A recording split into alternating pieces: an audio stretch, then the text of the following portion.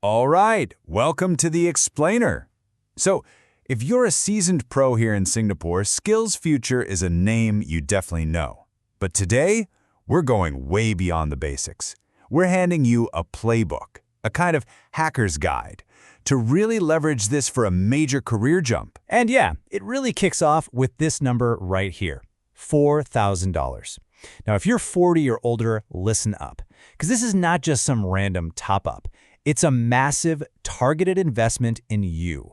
It's the government basically saying, hey, the game has changed for mid-career professionals, and we're putting our money where our mouth is. Okay, so if the rules of the game are different, then you can't play it the same old way, right? Your strategy has to evolve. This whole explainer is about getting you to shift your thinking, to stop being just a casual user of free credits, and start acting like a savvy investor in your own career. So let's get into it. So here's our game plan, broken down into 5 sections. We're going to start with this mid-career supercharge. Then we'll look at your personal upskilling arsenal, all the tools you have. We'll talk about navigating the course overload and all the traps. Then, my favorite part, the strategic stacking method. And finally, we'll pull it all together with a real-world blueprint for getting into cybersecurity. Let's go. All right, Section 1. Singapore's mid-career supercharge. First things first, we got to understand why this is even a thing. Why the new focus on experienced workers right now? Because believe me, it points to a really big shift in the national strategy. Okay, so this isn't just one thing. It's a whole package, an entire ecosystem called the SkillsFuture Level-Up Programme. You've got the $4,000 top-up, sure, but the real kicker, that enhanced subsidy, the MCES, which can slash course fees by up to 90%. And on top of that, there's a new training allowance to help with your bills if you're studying full-time. The message couldn't be clearer. They want you in serious, career-changing courses, not just, a weekend workshop on pottery. Okay, moving on. Section 2, your personal upskilling arsenal. So we've talked about the big new package, but what else do you have at your disposal? It's actually way more than just that $4,000. Let's take stock of all the financial firepower you can really bring to this. And here it is, all laid out. This table shows how everything stacks up. You've got your base credit, the big mid-career top-up, the MCES subsidy, that training allowance, and even UTAP if you're an NTUC member. But look, I really want you to focus on this one line right here. See the 2020 top-up? It expires on December 31st, 2025, and the system is built to use this money first. So that's a hard deadline. The clock is absolutely ticking on that $500. All right, Section 3, navigating the course overload. So you've got all this funding, which is great, but now comes the hard part, right? Figuring out what to actually do with it. This is where, honestly, so many people just get paralyzed by the sheer number of choices. I mean, look at that number, over 29,000 courses. Where do you even begin? It's a classic case of the paradox of choice. Having too many options sounds good in theory, but in reality, it just leads to confusion, anxiety, and doing nothing at all. And that means all those valuable credits, especially the ones that expire, just sit there, unused. So this really boils down to a fundamental fork in the road. On one side, you've got personal enrichment. Learning pottery or wine tasting. Fun stuff. On the other, you have substantive, career-focused training that gives you actual qualifications that employers recognize. Now look, there's nothing wrong with hobby courses. But with the huge new subsidies and the training allowance, the entire system is practically screaming at you to go for the career-focused option. Now we also have to talk about quality control. You gotta be a smart consumer here. Let's just be real for a second. In the past, there have been issues with, let's call them certificate mills, churning out low-value courses. But here's the key thing to know. The official response has been strong. SSG is actively weeding out these bad actors and seriously raising the bar.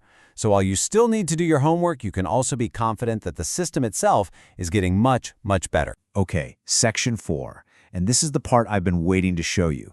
The strategic stacking method. So how do you cut through all that noise we just talked about? How do you get the absolute maximum financial bang for your buck? This is the hack. This is the core of the entire playbook. The whole strategy, what we call the top-down approach, is about flipping the process completely upside down. So stop scrolling through the course catalog. That's the old way. The new way? You start at the end. You identify an in-demand job in a high-growth field first, and then you reverse engineer the path. You find the exact courses and certifications that will get you that specific job. So you might be asking, okay, where are these high-growth sectors? Well, here they are. The data is super clear. The big opportunities, the relentless demand is in the digital economy, the green economy, and the care economy.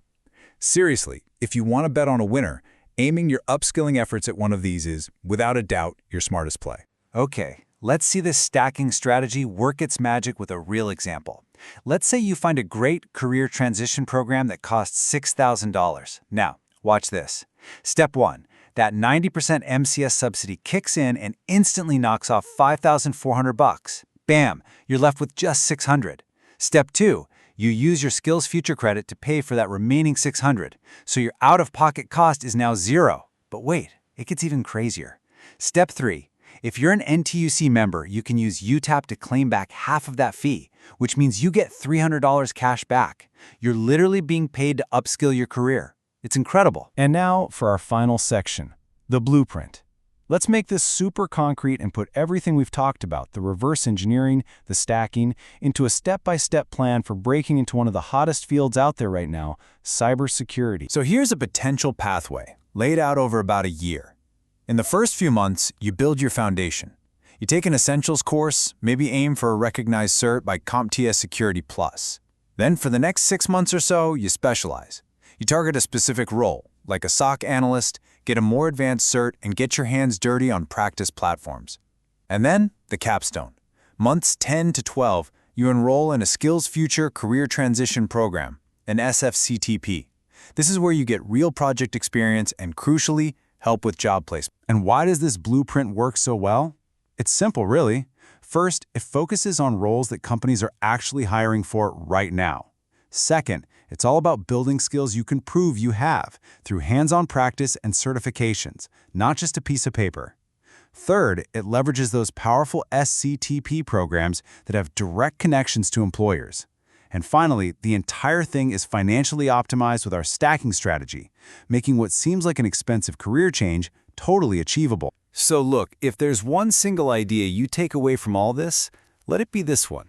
The whole philosophy behind SkillsFuture is changing. It's evolving from what was basically a training vending machine where you just pick something to becoming more like a managed career GPS. It's not just giving you options anymore. It's helping you find a destination, giving you the map, and providing the fuel to actually get there. So, there you have it. You have the strategy, you have the funding. The map to these high-growth jobs has never been clearer. Everything is laid out for you. The only question left is for you. Where will you go next?